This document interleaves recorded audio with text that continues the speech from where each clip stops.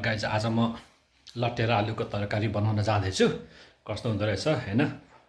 यो लट्टे र आलुको तरकारी बनाउँदैछु म। सबै बनाएर गएर अनि खाएर पनि देखाउँछु है त गाइज। ल बाई बाई। मेरो लागि तरकारी पकाउन काम सुरु। आज मैले लट्टेको साग र आलुको तरकारी बनाउँदैछु। कस्तो हुन्छ हैन। अब आफै पहिलोचोटि बनाउँदैछु। यसरी लाज नमानिकन यसो चलाउने अनि चलाएर अब यो चाहिँ लट्टेको साग र आलु है।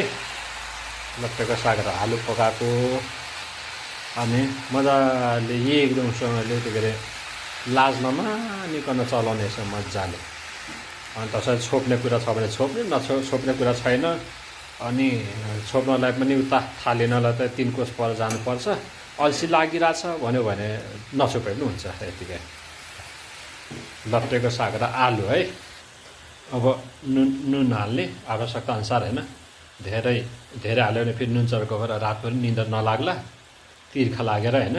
गर्मी मौसम छ त्यसले गर्दाखेरि नुन आवश्यकता अनुसार हाल्ने अनि त्यसो फेरि चलाउने। हेर्दै मिठो भइरहेछ। तपाईँहरूको मुख रसै सक्यो होला हैन।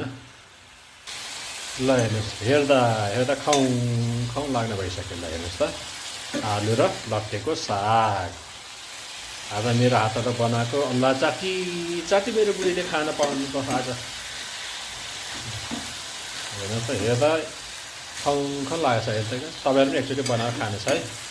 अब म यो करिब रेडी भइसक्यो। अब एकचोटि म खाएर पनि हजुरलाई देखाउँछु है त कस्तो स्वाद आयो, कस्तो भएको छ भनेर। ल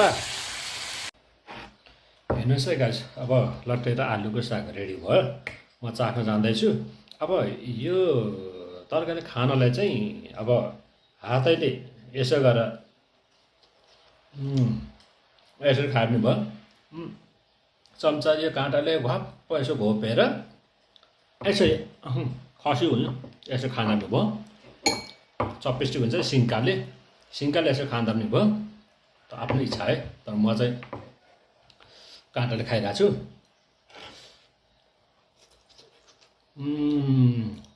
मिठो रहेछ। तपाईँले एकचोटि बनाएर खानुहोस् है गाइस हैन। यो चाहिँ कोदोको तिनपाने हो है।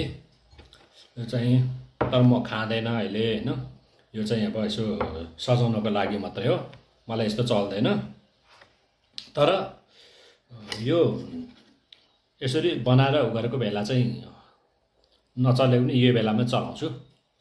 ल गाइस।